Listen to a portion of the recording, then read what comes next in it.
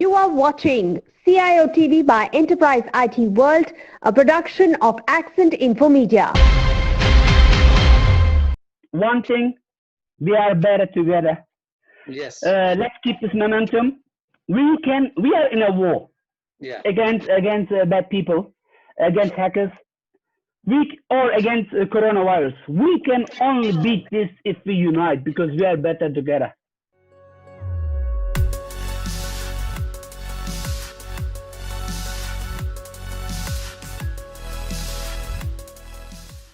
Hello everyone, welcome to CIOTV.live. Today my guest is Dr. Erdal Ozkaya, Regional Chief Information Security Officer, Managing Director, Standard Chartered Bank, UAE. To give a perspective of his illustrious career, Dr. Erdal is the leading cybersecurity professional with business development, management, and academic skills who focuses on securing the cyberspace and sharing his real life skills such as security advisor, speaker, lecturer, and author. He's an award-winning technical expert and speaker. Some of the recent awards he has received include Superhero CISO 2020, for Hall of Fame by CISO Magazine and Cybersecurity Influencer of the Year 2019. He also holds Global Instructors of the Year Award for EC Council and Microsoft. So, Dr. Erdal, warm welcome to you to CIOTV.live. Thank you very much. It's always a pleasure to be here to speak to you, dear Sanjay. Okay, my first question is, being in a BFSI industry for such a long time, how do you read about the transformation that the sector is going through?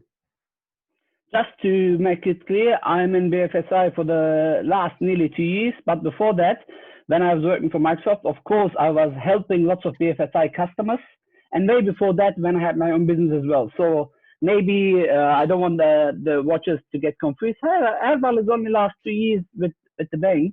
More importantly, I'm working with banking and financial sector for so long. And yes, there is a huge change. And one of the biggest boosts of the change was recently, of course, the coronavirus. The coronavirus crisis helped accelerate the digital transformation, not just for banking, also, of course, for many other industries. I'm pretty sure most of you have seen the white paper from Boston Consulting Group, which they said that the paper was called, I have a note here, COVID-19 set to radically accelerate digital transformation in the retail banking industry.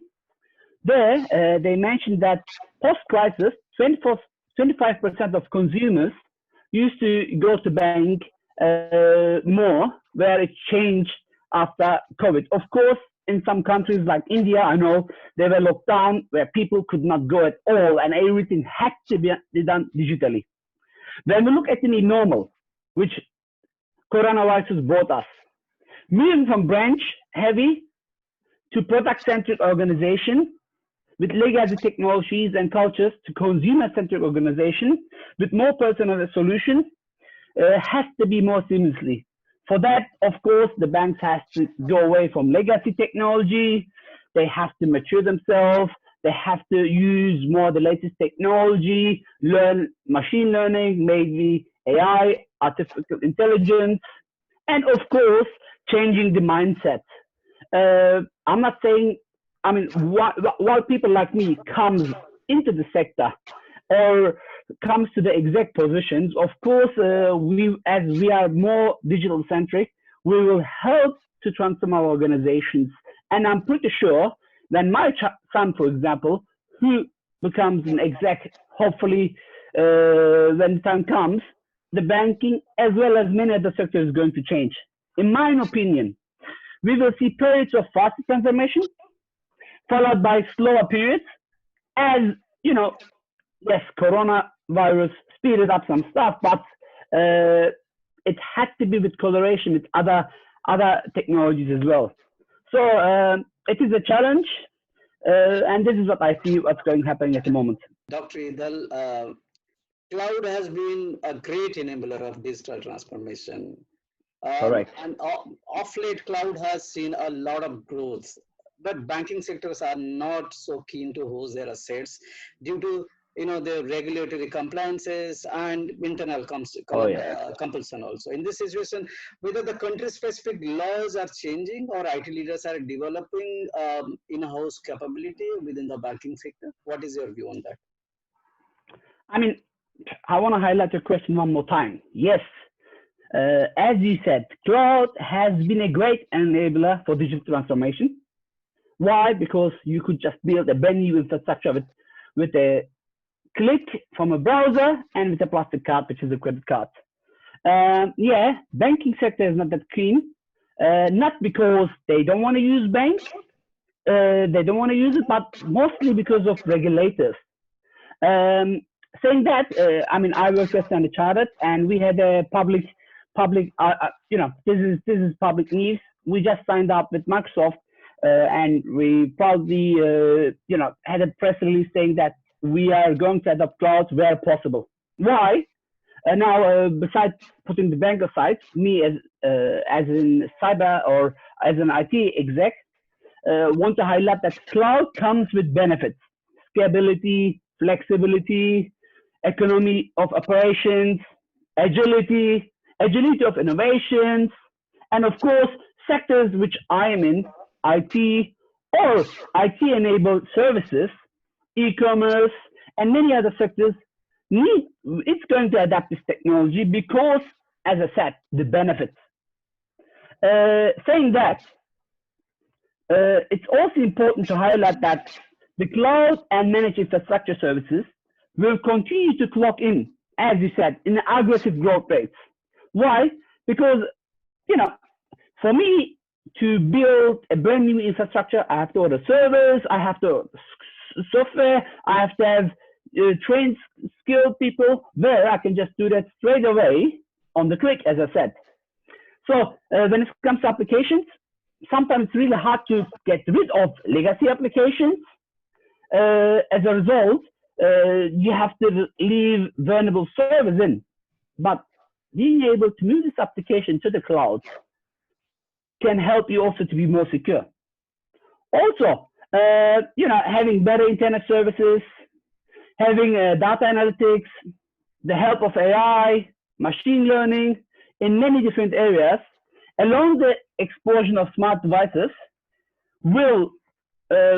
is bringing the high computing needs and of course storage needs. But this benefit, it's going to ensure that we can help not just as banking, we as IT can help our customers. I mean, our customers mean not just business customers, also our internal team, right? They use our services. I mean, I think that was the Cyberbank CEO, Mr. Herman, said he has a very nice saying. He says that it's a Russian bank, Cyberbank. He says, the CEO says, we are a technology company with banking license. What does this mean? A bank is saying that. A bank CEO is saying that. So, because can you imagine today a bank without computing? A bank without internet? Without, it's nearly impossible. I mean, if you look to banking 60 years ago to where it is today, why? Of course, all this happens mainly due to recurring. Why? Because all this benefit is helping to get rid of services. As I said, less branches, for example. Or now I can use bots. Later, I think we're going to talk about it as well, which can reduce my headcount and let me help my customers faster. But back to your questions, there is concerns, and the concerns is mainly due to the recurring concerns of data security. I mean, let's say you are a European Union organization, Deutsche Bank or Standard Chartered Bank or Commerzbank, you name it, okay? And let's say you have an office in outside Europe, let's say in Australia or in Dubai. What does this mean? Based on the GDPR regulation, you have to save the European data in Europe, right? So if you cannot do that, you will be penalized. So that's why the banks has to look into regulations and has to work with the regulators to be able to move at least some critical services, which requires to be online all the time, to the cloud, and keep the services which regulators will not allow move to the cloud. So it's all, as I said, it's all based on the regulator. Saying that, again, I want to highlight, there is other solutions. If you cannot use the public cloud, of course, you can use your private cloud, right? Or data centers, they also play important role in this. If you look to any bank which use cloud technology, they can use, the private cloud. I mean, a data center is like a private cloud anyway. It's somewhere else. You store the data somewhere else, not in the building. So if you can put this technology and work with if you can use this technology and work with the regulators, I'm pretty sure we will have lots of benefits. Another big benefit to financial institution will be the consolidation of the IT expenses, cooling, storing. Banks are usually in prime locations. In prime locations, the real estate is expensive. Having huge rooms, huge cooling needs is not, it's not desired. So can you imagine this goes to the cloud and you manage it through that? It is lots of, it saves lots of money depending on the situation, of course. So it's agile, it's flexible, and if you find the right cloud provider, this can help save you in your internal IT infrastructure and the assets and legacy system, of course, which banks usually use. Now we are seeing a lot of bot services coming into banks, particularly chatbot, but also in backend, bot services are playing a huge role. So, what is the kind of growth that you're seeing in adoption of bot services in the banking applications? Just before I move to bank, I just remind, like, the banks has to consider we want to give some recommendations for any IT exec, me as an academic, me as a cybersecurity consultant advisor who worked for years, and a fellow CISO who worked in a bank who wrote many award-winning books. There is two important factors in the cloud. Security, you have to ensure that you will not hand off important data to the cloud. You can keep it, or you can use your encryption. For example, Microsoft Azure, you can use Azure Vault and have your own encryption key to work with your regulations and compliance for each of your countries and ensure you understand the cloud, you have full control of the cloud. Now, back to your question regarding bots. Even the name sounds great. I'm pretty sure we all face this up. You go to your phone, you call the bank, and a bot answers, and you start to speak to the bot, where the bot guides you through. As you said, bot services have been great help in automating many banking processes. Let's look at the technology and banking. I will not remember, but I read a lot before I joined to the banking industry. We all know banking changed a lot. ATMs, it was a revolution, which is now 6 years old, nearly 6 years old. Then early 1980s, like 30, 35 years ago, the first wave of online and internet banking happened. Of course, not all banks were able to bring this to their customers, but today, everybody is using internet banking. So what I'm trying to say is technology-led innovation has made banking more convenient and, of course, more automated. I don't have to get into my car, drive to the bank, find park space, get a ticket, get into line, speak to the person, and do my banking and come back. I can just do it all from my fingertips. So while this happening, back to bots, of course, all this technology is helping. And from what I can see, banking bots generate better results and they enhance the experience that any organization uses, actually, not just BFSI. They can generate additional revenue opportunities. They can help you have sales conversation without having a human interacted. You can onboard new customer much faster than traditional ways, which means you can work more efficiently with your customers. You can improve your debt collections via sending automated messages, via having notifications bringing up. And of course, all this is lowering the cost of the service and bringing a super customer experience. Saying that, not everybody is going to be happy. Look, I was not there 6 years ago, but I bet when the first ATM was there, many people refused to use the ATM and they went inside to the branch. Yeah. But today, people refuse to go inside and they use the ATM. Why? Because of Corona, for example. So replacing human interactions with smart bots, it's not just increasing productivity, also health as well. Of course, it comes with other risks.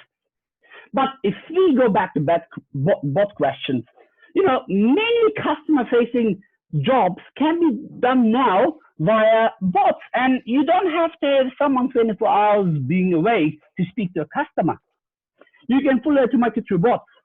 And of course, there is many different bots which have different needs. For example, individual bots that have specific missions and they can perform certain tasks, can be deployed in many different cases. For example, onboarding a customer. I know Standard Chartered Bank, for example, in UAE at least, or in many other countries as well, you can just go to the app and get a brand new credit card straight away within 10 minutes. This is innovation. If you think 20 years ago, what 10 years ago getting a credit card could be, you had to go to the bank, you have to sign 500 pages, and they assumed you read all the terms and conditions. But today, you can do it all without seeing in a human. Then there's of course different bots, such as application bots. We just talked about onboarding bots. An example: when you apply for a banking loan or for a credit card, as I said, you can just do everything online. You can take a photo of your ID, and as soon as your ID has been taken, many banks have access anyway. The AI at the back can verify verify if it's a real human, can verify the credit notes. Whatever is done by a human can be done by bots. Besides that, there is outbound and campaign bots.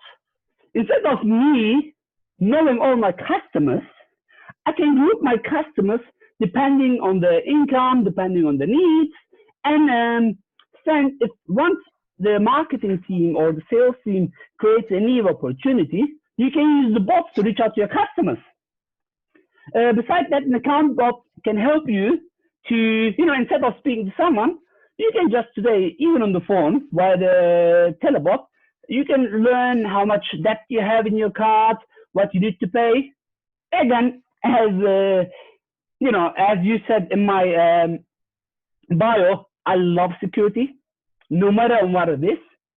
And as long as you can provide security and be compliant with the regulators, all is good. And looking at that, having a human factor, regardless, most of the banks, okay, all banks actually, before I joined full-time the bank, I went through 2 months executive checks. They checked all my history. Even when I was a consultant, before we signed the contract with any bank, I had to go through a security clearance.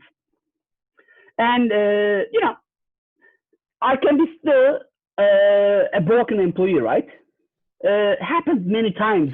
Call center people, they used to write down credit card details of the customers, and in a paper, take them out and sell it to someone else. It happens. Can you imagine now, as nobody is in the other side of the phone and it's just a bot, you have better security, and I think you have better compliance opportunities as well. So bots, keep it short, bots, I believe, is going to change a lot in banking, has started to change a lot, and it's a big help. All right. So you nicely elaborate on the bot services and bot services evolution going forward. Help to the banking sector. Now, the other thing that which is a big challenge for the banking sector. Is the cybersecurity. So that's the biggest concern behind any kind of digital transformation. Now, when you talk about bot, also it brings its flip side, which can be targeted by the hackers.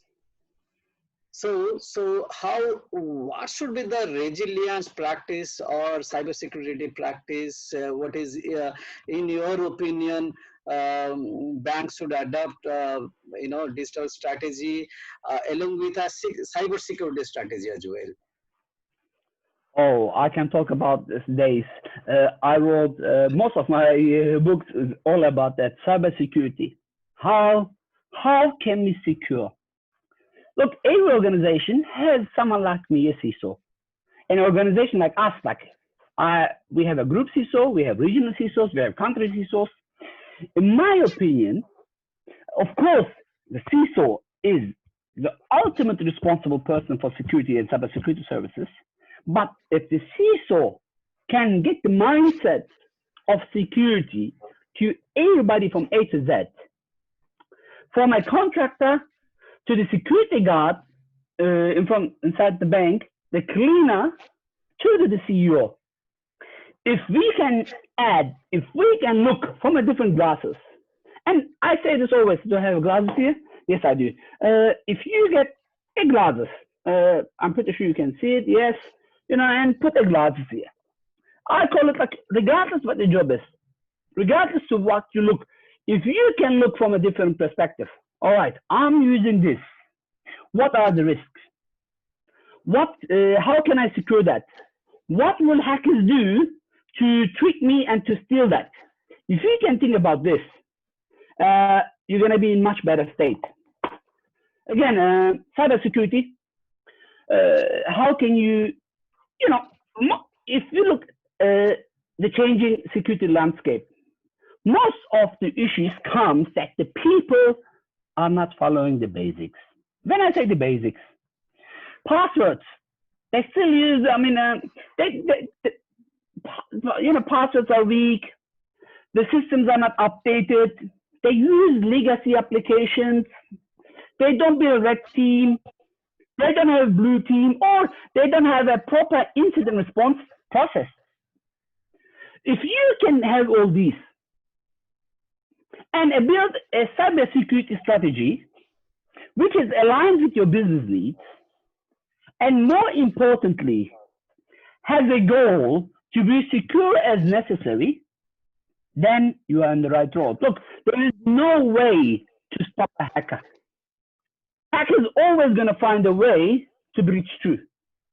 As long as you can, it's like, regardless how much vitamin you do, you take care of your health, you take shower. If I have a mite in my hair, and you somehow come in a public place next to me, the mite can jump from my head to your head, regardless how secure you are, how clean you are. So unless you are bald like me and Sanjay, it's a different story, of course. So back to cybersecurity. All what you have to do is ensure that you are up to date, you follow, the basics, as I said, you think like a hacker, and you implement the best practices such as defense in depth, such as encryption, such as multi-factor authentication. I can talk, as I said, all day, every day, and know what's happening around you, then you can be more secure. Why? If you're living in a street where there is a high crime rate, and you don't lock your door of your car, of your house, You cannot blame the police. Like coronavirus, all what you have to do is these days wear a mask, try to keep social distance, have hand sanitizers all the time. Try not to touch your mouth, with your hands, your face. Then you should be much more secure than people not doing any of these. The same thing applies to cybersecurity.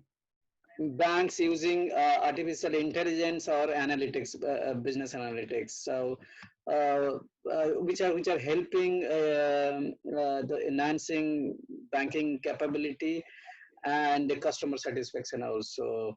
And I'm seeing lots of banks are, it's a journey in the journey organizations are adapting to these things. So, what is the trend you are seeing in BI implementation? Are they concerned about their competitive advantage, concerned about reputation, concerned about customer satisfaction as well?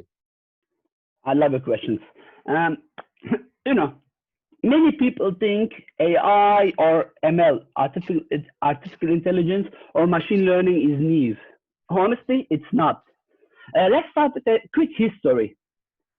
AI, as I said, is not a new concept, and it was first defined in 1956. Of course, the ability was different back then. The ability was the computers to perform tasks that were characteristics of human intelligence, such as learning, making decisions, solving problems, understanding, recognizing speech, and so whatsoever. Machine learning is a broader term which refers to the ability of the computers to get new skills, which is a subset of AI.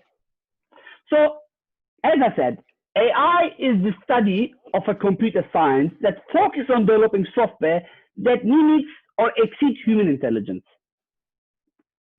Of course, there is different AI, such as narrow AI, blah, blah, blah, blah, blah. But then I go back to your questions. All this is just adding all this explanation, I hope, shows the value of AI. Even AI in cybersecurity can help a lot. Why? Because at the moment, cybersecurity is tool as well as a human-based. But let's say I'm a SOC analyst in a highly sensitive organization. There is in a bank, for example, there is a fraud happening. Someone is using a stolen credit card, and the credit limit is, high. If I, as a SOC analyst, had a bad day, let's say 5 minutes ago on my break, I fought with my wife. While I was coming to work, I had an accident. Tomorrow is the last day of my credit card payment. I'm a human, and it's 3 a.m. in the morning, and it's my first night shift after 2 months. Me being able to detect that little line requires really, really, really lots of energy. Having AI here can save that employee as well as the bank or whatever organization it is. So the AI is bringing a lot into the game. But of course, I'm pretty sure you watch all these great movies, the Hollywood movies, right? The Skynet movies or the Terminator. The first Terminator, Arnold Schwarzenegger. I don't know if you watched it, Sanjay, did you? Yeah. He comes from the future. He comes to kill someone who's gonna have, the robots taking over. And this is another concern of AI, right? Or what if the hackers use AI against banking, for example? Mm-hmm. Absolutely. That's why there is always a confession between man and human, and it comes back to the basic. All what you have to do is having the ability to analyze everything in real time without depending to a human, where you can detect any possible faults, where possible prevent, or if something happens, respond. So the automation here can save, as I said, in hacking. Every second is important. The sooner you detect the attack, the less damage you can have. It's like if you have cancer in your body, God forbidden, and you find out about this in the late stage, most probably that human cannot be saved or animal. Where early detection can save your life. In this, like AI can be also used not just in BFSI, in medical. Can you imagine you go to doctor, the doctor puts your input in real life, and it compares. Like if we had AI data, then the first coronavirus hit, it started in China, then it started to jump, but the pandemic decision from World Health Federation came months later. So if AI was in place and they could detect the same pattern, maybe the pandemic could be announced earlier and less people would be affected. So next thing is that work from home is becoming a new normal. Most of the organizations adopted.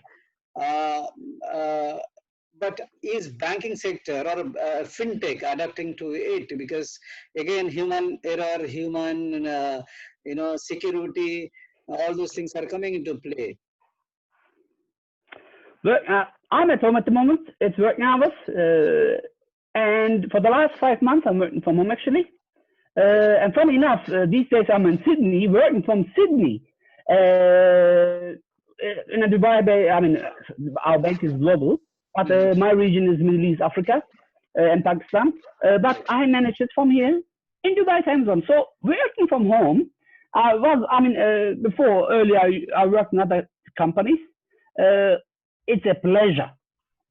Some organization detected this earlier, like at Microsoft. I was working mostly at home. This saved lots of money of me not having an office space, me not going daily to the office. Honestly, sometimes, not sometimes, now in the banking, when I first started in the bank, I had to go to the office. If I had meetings, I used to travel a lot.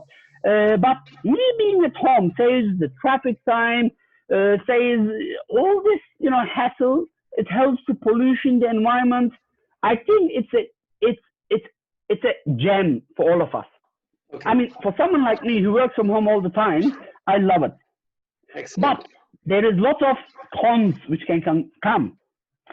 Like many organizations were not ready because the government started to put the lockdown saying you cannot go out. If you have a laptop, no problem, that's my work laptop. You cannot see it because of the background, but if you have a laptop, it's as easy. What if you didn't have any laptop? So the digital transformation, as I said in the beginning of our chat, was enforced by COVID. But working from home comes, as I said, with lots of responsibilities. You notice probably all this attack factors. Look, in January 2020, early this year, early January, there was, very few COVID-related websites, domains registered. But in February 2020, there was more than 80,000. And this number reached out to 100,000 plus just in March. In less than 2 months, the number went from very few to 100,000 plus. And of course, most of them were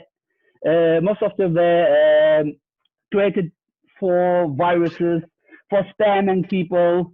That's why you have to give your employees basic training of digital security. You have to enforce them to have strong passwords. They should have enforced cyber awareness training. You, as security professional or CIO, have to have, honestly, that's my own phone. My phone, I just updated right now the latest iOS, which was I just received a notification half an hour ago. I took the risk for being offline for a little bit because I know the security risk which can hit myself. So please have your software up to date. Use encryption for organizations or even for personal users. Have backups. I have so many friends coming to me. They were hit by a ransomware attack, which is very popular these days. I'm pretty sure you're aware of Garmin, CTW, TravelX. So many organizations hit with ransomware. What was ransomware? Basically, they kidnap your child and ask you for money. Otherwise, they kill the child. what they do is in computing, they encrypt your computer or steal your data and saying, hey, if you don't pay me the money, you will not get access. And friends come to me, hey, Erdal, you are a doctor, you are a cyber guru, decrypt this computer for me. I'm like, unfortunately, no, it's not that easy. It can take years. Do you have a backup? And most of the time the answer is no. Or some of them have backup with, go straight to cloud, but the ransomers are smart enough. They encrypt the backup in the cloud as well, which you lose access sometimes. Depends on the cloud provider. So having backup can save you from the hassle. Then you should have the right software solutions. You should use. I can show you. Here's my personal phone. Let me see. Yeah, you can. I think see it. That's big in my hand. I use MFA for my Facebook, for my Instagram, for my Twitter, for my LinkedIn, for my emails, and for my work. What is MFA? Multi-factor authentication. I can give you my password right now with my email address. But for you to be able to log into my account, you have to get this authentication code. Otherwise, you're not going to be able to log in. So basic security, yes, I know MFAs can be hacked, was hacked in the past, but all what we're doing is making the hacker's job harder. And working from home is a gem, as I said, as long as you know what you're dealing with. Back to my early example, if there is COVID, wear your mask, take your sanitizer, protect yourself. Right, absolutely. If there is digital risk, hackers, follow the basics, don't click on everything, think twice, ask, and so on. Sorry, I know I talk too much. I apologize. No worries. Okay, thank you very much. And the last question, that what is the kind of advice that you have in store for your peer group or the people who are coming into your shoes in terms of decision making, right practices, so on and so forth? For people that want to be CISO or IT professional? Yes, obviously CISOs or CIOs, Yeah, look, right here at the back, you can see Cybersecurity, the beginner's guide. Actually, what we can do is, if you want, let's share your and my Twitter handle. Okay? If people tweet about the session, my Twitter handle is Erdal _Ozkaya. So basically my name, they can just, if they tag you as Enterprise IT and my account, we can give for 5 minutes the book. I will send it to you, you can send it to them, okay? So if you're listening to the session and you want one of these books for free, just tweet about the session, share your feedback, and you will get, I'm in every social media. I wrote a huge book about what I recommend. So even today, Instagram, I shared a beautiful photo saying, whatever you want to be, everything starts with the first step. Thinking is good, dreaming is good. But for example, me, I want to lose weight, right? Especially in this pandemic, working from home, not moving as before, and eating, look at my, I have I have all these snacks around me. Of course, I'm going to put some weight. So if I want to lose weight, I should not dream to go to gym. I should go to gym. By the way, so is cybersecurity. You cannot build your muscles while just dreaming. Go do. Don't be afraid. Reach out to people like me. Look, Enterprise IT World is doing a great job. All these interviews, all these sessions, they hosted, one global and one in UAE, and I'm pretty sure in other regions, many conferences. Join and listen. Nobody's asking for money. And they have a great web. Go and read. If you don't, you know who you are. You are whatever you read. So if you're not reading, unfortunately, you're nobody. You might be rich. You might be being a successful businessman. Unfortunately, this is not the right criteria being rich will not make you good or bad. Being smart, adding value to humanity. With all my respect, all these books, money was not my main concern. And as you heard a few minutes ago, sometimes I give them away for free. And I see so many, so many websites they share for free. I know I'm not doing it for the money. I just look. I'm a regional CISO in a bank. I speak in all these conferences. Some of them are really paying well. Some of them they are not. But as you said in the beginning, it's my passion, and you follow your passion. This will make you successful. All right. Thank you very much for speaking to CIOTV.live, Dr. Erdal. It is absolutely fantastic to hear you speak so phenomenally, so passionately. Love to host you Thank you very again much. and again. As usual, I think now I'm owned by Enterprise IT TV. That's my second or third one. And as long as I can, I'm more than happy to come and contribute. Thank you again for the superhero award, for the contribution. This encourages us to give even more to the community. One thing, we are better together. Yes. Let's keep this momentum. We are in a war. Yeah. Against bad people, against hackers, or against coronavirus. We can only beat this if we unite because we are better together.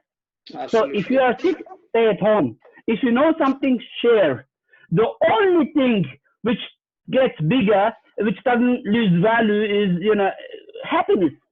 If you make someone else happy while teaching something, you will not lose any value, and this can go for free. Thank you again for the opportunity, and I'm really looking forward for the next talk. Thanks, Sanjay, CIO TV, and Enterprise IT World. Thank you. Have a nice day.